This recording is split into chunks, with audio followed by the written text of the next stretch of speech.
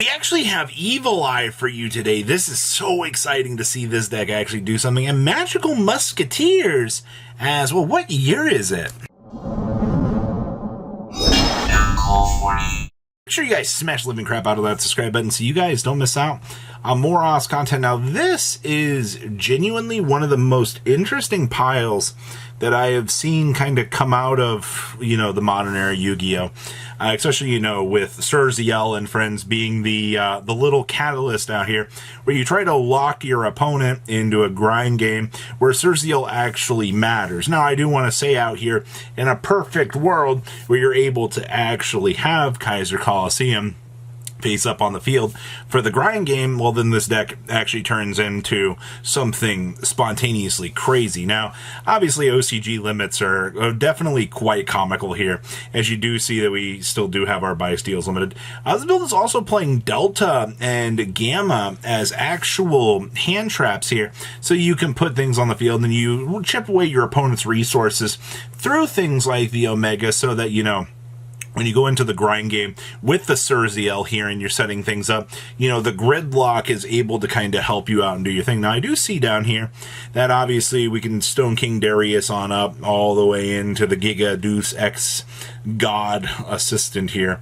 for us. And of course, I do want to say that Necro Valley being a huge card for this deck, being able to deploy a Necro Valley and have your opponent not be able to really do anything. Thank you, Fire Kings. You've been a huge menace out of a lot of the OCG right now. So we've found ourselves kind of having to play lots of things. Also, these hand trap ratios are very interesting. Like, you're playing one of Nibiru here.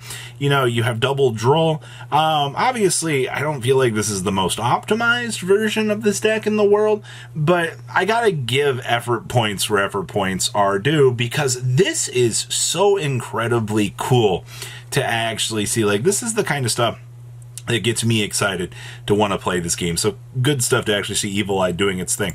Next up here, we have Plunder Patrol. Wow, this looks just like a TCG version of this deck. Like, let's call it what it is at this point. You understand that the way that Plunder Patrol still kind of functions, it's got its loose ends, actually. You're still using the adventure package. Believe it or not, the OCG still has the adventure package locked up at numbers that are a little bit crazy. Like, Ride of Armesia is still limited to 2 there, and the adventure package here in the TCG is just kind of bad now. It's amazing what power creep can actually do. Now, I do see that we are doing 1 talents in the main. We're not playing any our thruster in the side deck down here. This is where you actually see that we're going to pull out that soul release for the more troublesome matchups where we actually need it. And speaking of more TCG ratios here, I see, man, what is up with this one of Nibiru stuff that these decks have going for them here? I'm not exactly sure how I feel about this. Like, I get on one hand, you've got to, I guess, manage your resources, but, does this really matter all that much? Is Nibiru just that terrible in the OCG that they're like, we can play a one of, it'll bait and negate somewhere along the way? But that's a lot to kind of think about here, is if the one is really that bad. I don't actually know, but interesting to see this list doing well. Now, oh, baby. With the TCG getting this deck here in the near future, I know a lot of people are extremely excited to run out here and build whatever Raidraptor combination deck that they can think of, because everybody thinks that they're going to have the sauce with this deck. I'm not going to lie. This card right here, Rising Rebellion Falcon, and their rank up spell card here, the Rise Magicians, Raidraptor's Magic Broken 9000 machine, being able to actually make multiple Rising Rebellions or use multiples. This build's only playing the one. To be fair, most of your build is just going to come down to Duo Cow King Yuga value. You're going to rank up into this, you stun your opponent, mission accomplished. That's what the deck does. This deck is very high risk, very high reward, and yes, it does lose to, I think Shifter hurts this deck a little bit, and I'm also pretty sure Droll and Lockbird is just the death sentence to this deck. If you manage to Droll this deck, you're probably walking away victorious. That's just kind of what you expect. Especially this build, you can clearly tell you know, you're trying to gas through your opponent as much as possible. I mean, you're playing grass looks green, all right? Like, this is your go-to, you know, slam down win con, you know, shave off all of your free little value. Mission accomplished. Time to win the game in Raidraptor style.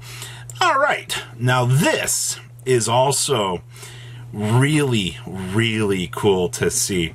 I have not seen anything magical musket related in forever. Actually, to be honest with you, I kind of forgot the magical musketeers existed. You know, this archetype was set up to be one of the craziest things ever. When they gave them a Link 1 that gave you this huge ability, you could turn any of your monsters into this, and you could just utility out all of these different resources here. The Needle Dance, the Desperado, you know, the Last Stands, the Cross Dominations.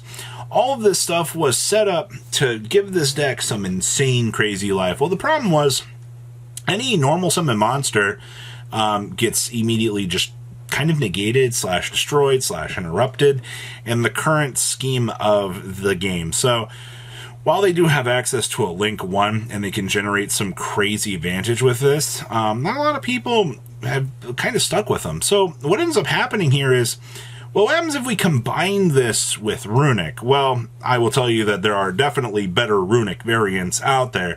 You know, Sky Striker, Spell Books, for hire build. You know, you have all these other builds before people would come down to the Magical Musketeer build and actually give this deck the time or day. Now, I mean, I see that we have the card demises in the side decks. We also do have double Morganite down here. This deck is, you know, hunkering down for the long haul here if it chooses to actually interact and play. So I wanted to cover this and go, hey, you know, maybe for those of us in the TCG here, maybe if we want to have a little bit of fun, maybe looking at a build like this might inspire somebody out here to want to pick up, you know, Magical Musketeer something and actually see what we can do with this, all right? It might not be the most successful thing in the world, but you know what? We can have some fun. Next up here, a lot of these OCG builds have been using Visa Samsara right now as basically a level 4 jumping point to kind of go down the Scareclaw path and then just get things going. I mean, hey, look, a free normal summon Visa Samsara that literally loads you down for the Vicious Stroud here. You know, this deck, I'm not surprised to see that it's evolving in the way it is. Like, you still have an insanely crazy Link 1 monster here that just gives your entire deck a huge opportunity to go. And I mean, it just so happens that, oh boy, you know, we're playing it with tier.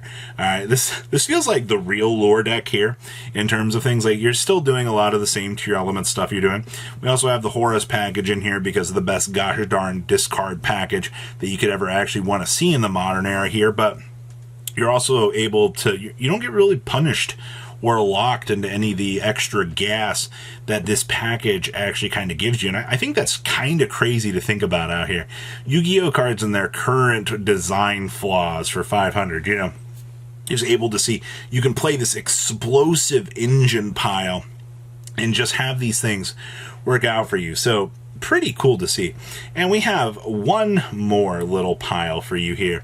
This is OCG Centurion. Now, you've probably been asking yourself, how does Centurion actually function right now, Robbie? Well, unfortunately, Red Supernova Dragon and Cosmic Blaze are our only real value cards to make off of the Crimson Dragon.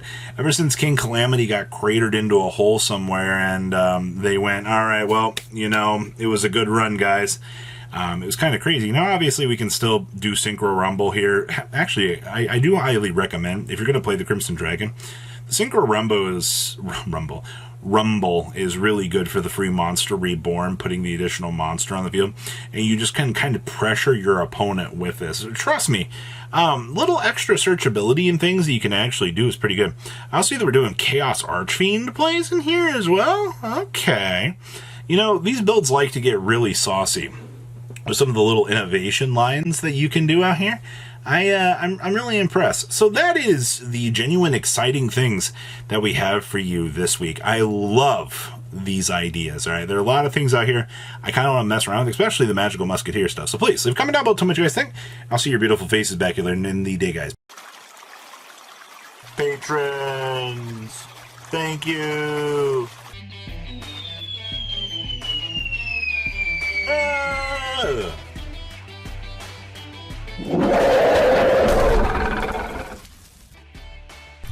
Thank you so much for watching. Check out these other videos.